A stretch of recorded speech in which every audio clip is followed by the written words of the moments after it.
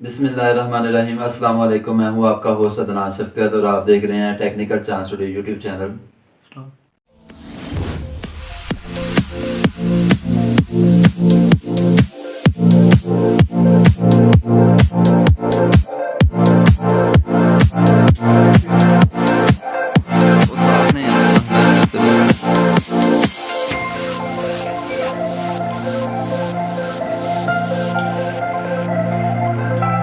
चढ़ गए वे चढ़ गए।